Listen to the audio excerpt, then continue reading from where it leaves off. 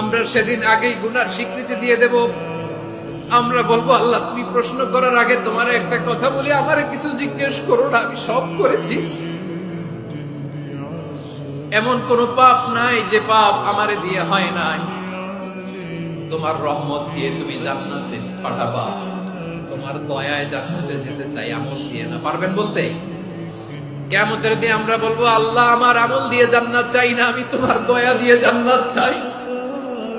তোমার দয়া ছাড়া আমার কোনো উপায় নাই।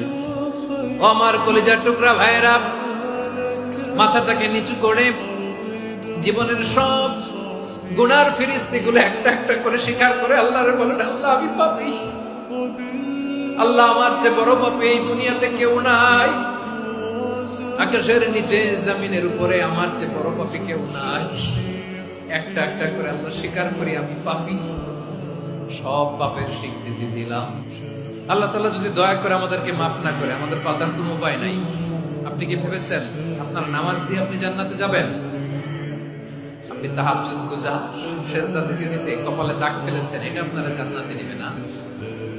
আপনি এলাকার সবচেয়ে বড় হাতেম তাই দানশীল, এই দানের ভরসায় বসে আছেন।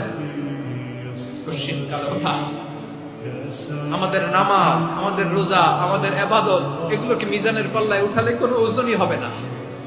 তবে আমাদের একটা কৌশল জানা আছে, আমরা আল্লাহর রহমতের ভিখারি। কারণ আল্লাহ যদি বিচার করে, বাঁচার কারো উপায় নাই। আল্লাহ যদি বলে ফেলেন তুই এটা করলি কেন, ওখানে গেলি কেন, কোরআনে 1000 বার নিষেধ করলাম তারপরেও এই পাপে জড়ালি কেন, এরকম প্রশ্ন ছুড়ে দিলে আমার উত্তর আছে? বাঁচার কোনো উপায় আছে? আপনার আমল দিয়ে জান্নাতে যাবেন। কি দিয়ে যাবেন? আল্লাহর দয়া দিয়ে। আল্লাহর রহম আর দয়া ছাড়া কেউ জান্নাতের চেহারাও দেখতে পাবে না।